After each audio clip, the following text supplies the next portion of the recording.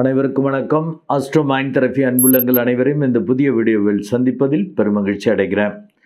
இந்த வீடியோவோட தலைப்பு ஜெப தியான செய்முறைகள் அறிவுறுத்தல் 1.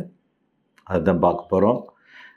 மீண்டும் தலைப்பை சொல்கிறேன். ஜெப தியானம் செய்முறைகள் அறிவுறுத்தல் 1. இந்த ஜெப தியானம் செய்கிறதுல சில பேர் டவுட்ஸ் கேட்டுட்ருக்காங்க. அண்டு என்கிட்ட அப்பாயின்மெண்ட்ஸ்க்கு வர்றவங்களும் அது சம்மந்தமாக அவங்களுக்கான உணர்வுகளை சில கேள்விகளை கேட்டுட்ருக்கிறதால இது ஒரு வீடியோ போட்டுருது. விரைவில் நம்ம நேரில் பார்க்குற மாதிரிலாம் ஒரு வசதிகள் ஏற்படுறப்ப நம்ம மாதத்திற்கு ஒரு முறை பார்க்குற மாதிரி, இருமுறை பார்க்குற மாதிரிலாம் நான் சில வேலைகள் பண்ணுவேன். அப்போ நம்ம நேரில் சந்தித்து தெளிவு பெறலாம். இருந்தாலும் இப்போ நீங்கள் பலருடைய அந்த கமெண்ட்ஸ், அந்த ஜெப தியானம் பண்ணுறது அண்டு அதில் அவங்க கமெண்ட்ஸில் கேட்டிருக்க கேள்விகள் அண்டு என்கிட்ட ஆலோசனைகளுக்கு வர்றவங்க கேட்கக்கூடிய கேள்விகள் அதை ஒட்டியே இந்த வீடியோ அவங்க கேட்ட கேள்விகளுக்கான பதில்கள் வரும்படி இந்த வீடியோ இருக்கும். ஃபஸ்ட்டு ஜெப தியானத்தை ஷார்ட்டாக சொல்லிக்கிறேன். அது ஆல்ரெடி பார்த்துருப்பீங்க. ஜெப தியான செய்முறைகள்ங்கிற ஒரு வீடியோ நான் ஏற்கனவே போட்டிருப்பேன். நீங்கள் இந்த ஆஸ்ட்ரோ மைண்ட் தெரபி சேனலில் போய் ப்ளேலிஸ்ட்டை கிளிக் பண்ணி பார்த்தீங்கன்னாலே தெரியும். அதில் 2வது வீடியோவாக இருக்கும். அதாவது தியானத்தால் ஏற்படக்கூடிய நன்மைகள்னு ஒரு வீடியோ போட்டிருப்பேன். அடுத்தது ஜெப தியானத்தின் செய்முறை விளக்கம் அப்படின்னு அந்த செய்முறைகள் வீடியோ அது சொல்லியிருப்பேன். அது ஒரு ட்ரிப்புக்கு 2 ட்ரிப்பு பார்த்து அதை ஃபாலோ பண்ணுங்க அப்படின்னு சொல்லியிருப்பேன். அடுத்து ஜெப தியானத்தின் சிறப்புகள் அப்படின்னு சொல்லியிருப்பேன். அந்த வீடியோ ஜெப தியானத்தோட இம்பார்ட்டன்ஸ், எப்படி சும்மா உட்காந்துருக்கிறப்ப இந்த மாதிரி மாற்றங்கள், அந்த மிராக்கிள்ஸை எப்படி கிடைக்குதுங்கிற அந்த ஆச்சரியம், அது மாதிரிலாம் கிடைக்குங்கிறத புரிஞ்சிக்கிறதுக்காக. 4வது வீடியோ அனுபவ தியானம்னு போட்டிருப்பேன். அது ஓஷோவோட டெக்னிக் அப்படின்னு. அது நம்ம உட்காந்துட்டே வேலை பார்க்குறவங்க, அவ்வளோவா எக்ஸசைஸ் இல்லைங்கிறவங்க ஒரு 15 நாளில் ஒரு மாதத்துக்கு ஒரு வாட்டி அந்த அனுபவ தியானத்தை செஞ்சால் போதும். உடம்பெல்லாம் அப்படி ஒரு சும்மா அதிர்வு ஏற்படும். ரொம்ப ரொம்ப சூப்பராக இருக்கும். அது உடம்புக்கு எக்ஸசைஸ் வேணுங்கிறவங்க அதை பண்ணிக்கணும். பட் ஜெப தியானம் செய்முறைகள் வீடியோவை பார்த்துட்டு அதை ஸ்ட்ரிக்டாக ஃபாலோ பண்ணணும். ஒரு நல்ல வளர்பிறை திதிகளில் ஆரம்பிச்சுட்டு விடாமல் தொடர்ச்சியாக 48 நாள் பண்ணணுங்கிறது ஃபஸ்ட்டு ரூல். இந்த அறிவுறுத்தல் 1ல் நான் ஒரு வாட்டி ரீகால் பண்ணிவிட்டு இந்த முக்கியமான அறிவுறுத்தலை கொடுத்துட்றேன். இந்த அறிவுறுத்தல் 1ங்கிறது விடாமல் பண்ணணுங்கிறது ரூல்ஸ். நீங்கள் ஆரம்பிச்சிங்கன்னா வித்தவுட் எனி பிரேக் 48 நாள் பண்ணணும். அது ஃபஸ்ட்டு ரூல். அது ரொம்ப ரொம்ப முக்கியம். அப்போ தான் அது உங்களுடையதாக மாறும். தொடர்ச்சியாக ஒரு 21 நாள் ஒரு விஷயத்தை செய்கிறப்ப உள்ளுக்குள்ளே அதுக்கு இந்த கரு உருவாகிறதும்பாங்க.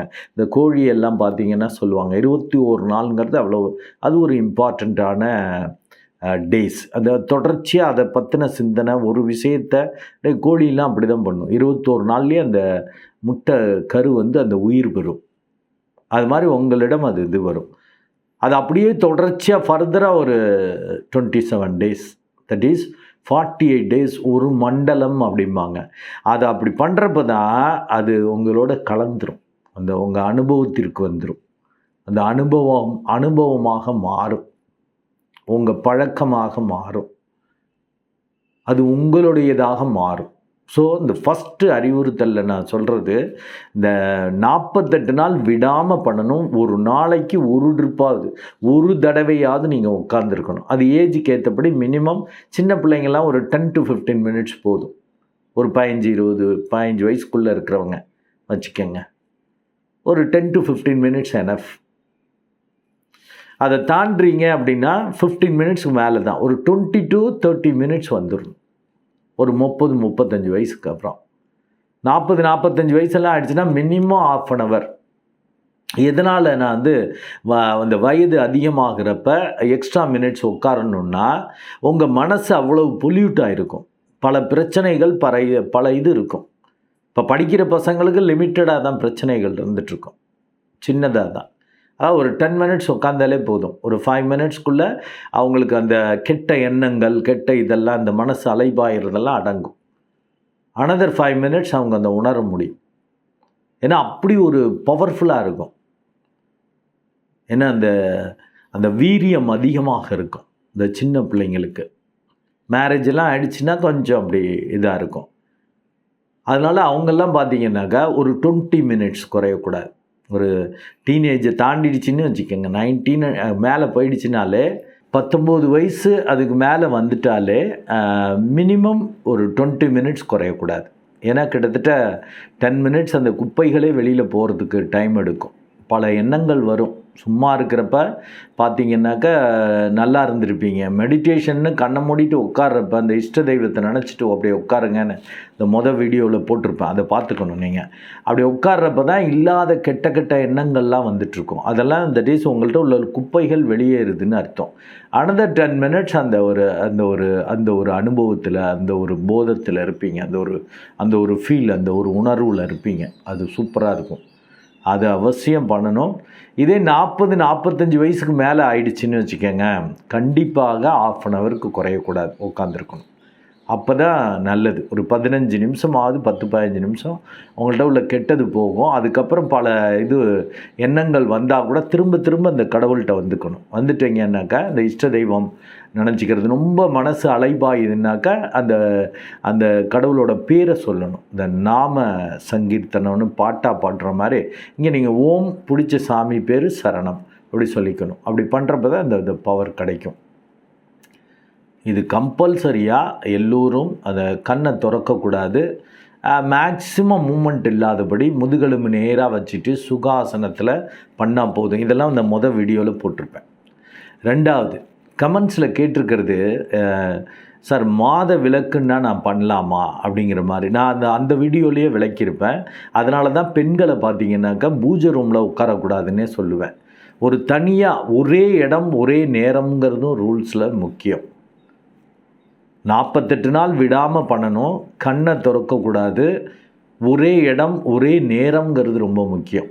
அதனால தான் பெண்கள் பார்த்திங்கன்னா பூஜை ரூமில் உட்காரக்கூடாது. ஏன்னா அந்த மாத விளக்குன்னோ இல்லாட்டி தாம்பத்தியத்தில் ஈடுபட்டோன்னோ அந்த கில்ட்டியில் விட்டுறக்கூடாது அப்படிங்கிறதுக்காக தான் பெண்களை அந்த பூஜை ரூமில் உட்கார வேண்டான்னு சொல்லியிருப்பேன். இந்த first 48 days without any break பண்ணணுங்கிறது ரொம்ப ரொம்ப முக்கியம். 3வது நீங்கள் கவனிக்க வேண்டியது என்னன்னு வச்சுக்கோங்க, ஏதாவது உங்களுக்கு ஒரு வித்தியாசமான அனுபவங்கள் உணர்வுகள் வருது அப்படின்னா அதை நீங்கள் வெளியில் சொல்ல வேண்டிய அவசியம் இல்லை.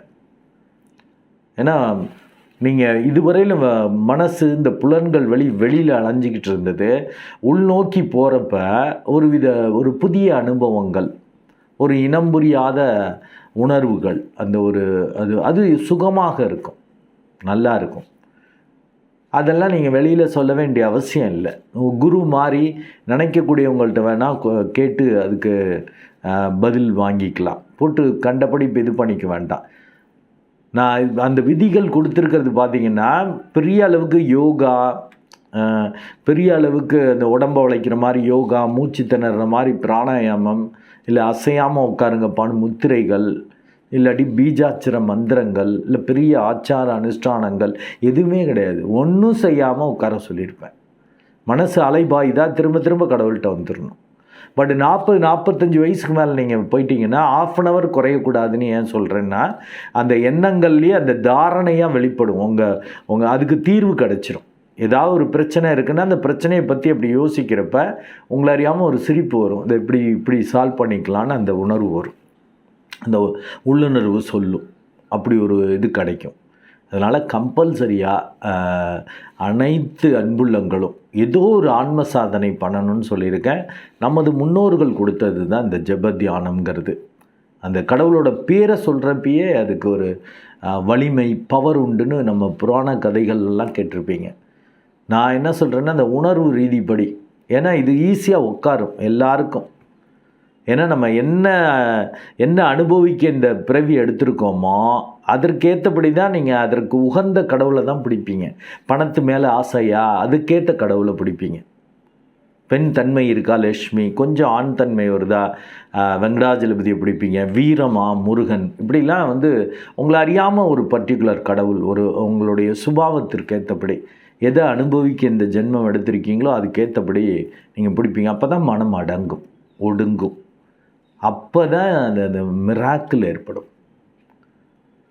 உங்களுடைய இந்த ஜெப தியானம் பண்ணிவிட்டு உங்களுடைய இந்த இண்டிவிஜுவல் அந்த இதுக்கு ப்ராப்ளம் நீங்கள் கமெண்ட்ஸாக போடுங்க, நான் அதுக்கு ஏற்றபடி பண்ணுறேன். இப்போ நான் சொல்லியிருக்கிறது ஒரு மாத விலக்குன்னோ செய்யாமல் விடக்கூடாது. அடுத்தது தலைவலி வருதுன்னு ஒரு சில பேர் சொல்லியிருக்கீங்க. ரொம்ப போட்டு ஸ்ட்ரெயின் பண்ணக்கூடாதுங்க. அப்படியே திரும்ப லைட்டாக அப்படியே போகுதா, போயிட்டு திரும்ப வந்துடணும். வேறு எண்ணங்கள் வருதா, கடவுளை விட்டு வெளில போகிறீங்களா, திரும்ப வந்துடணும். அப்படியே போட்டு நெருக்கிக்கிட்டு அப்படியே இந்த புருவ மத்தியில் அப்படியே சுருக்கிக்கிட்டு ஸ்ட்ரெயின் பண்ணிட்டு செய்யக்கூடாது. தியானம்னாக்கா அப்படி ஜாலியாக செய்யணும். தியானம் செய்கிறதுக்கு ஆசையாக போகணும். அது ஒரு கடமை, அது ஒரு வேலை, அது ஒரு பொறுப்பு அப்படின்லாம் செய்யக்கூடாது. ஆசையாக செய்யணும். அப்போ தான் அது நல்லா இருக்கும். உங்களை வருத்திக்கிட்டு செய்யக்கூடாது, கஷ்டப்பட்டு செய்யக்கூடாது, இஷ்டப்பட்டு செய்யணும். அப்படி அந்த ஒரு இது கிடைக்கும். அது 1-2 மிராக்கிளை பார்த்துட்டிங்கன்னா நீங்கள் ஆட்டோமேட்டிக்காக அப்படி தாங்க இருப்பீங்க. அதனால் உங்களுடைய கேள்விகளுக்கு நமது ஒரு லென்த்தி வீடியோவாக போகணும். நீங்கள் ஒரு ஸ்பெசிஃபிக்கான கேள்விகள் ஏதாவது கமெண்ட்ஸில் நீங்கள் ஜெப தியானம் பண்ணக்கூடிய அன்புள்ளங்கள் கேட்டிங்கன்னா அதற்கேற்றபடி ஒரு சின்ன சின்ன அறிவுறுத்தல்கள் வீடியோ போடுறேன். இது பாகம் 1ன்னு திரும்ப அதை அப்படியே ரிவீல் பண்ணியிருக்கேன். சொன்னதை திரும்ப சொல்லியிருக்கேன். அந்த வீடியோவில் சொன்னதை ப்ளஸ் உங்களுக்கான அந்த வரக்கூடிய அனுபவங்களை வெளியில் சொல்ல வேண்டிய அவசியம் இல்லைங்கிற ஒரு புதிய கருத்து. மீண்டும் சொல்கிறது என்னென்னாக்கா, ஒரு ஸ்ட்ரெயின் ஆகக்கூடாது, ரொம்ப உங்களை வருத்திக்கிட்டு செய்யக்கூடாது அப்படிங்கிறத இந்த அறிவுறுத்தலில் நான் கொடுக்குறேன். மற்றதெல்லாம் வீடியோவில் இருக்கும். நன்றி அன்புலங்களை, மீண்டும் ஒரு நல்ல வீடியோவில் சந்திக்கிறேன். அதுவரை உங்களிடமிருந்து வணக்கம் கூறி விடைபெறுவது உங்கள் அன்பு டாக்டர் குழந்தை ஆர் கணேசன். நன்றி, வணக்கம்.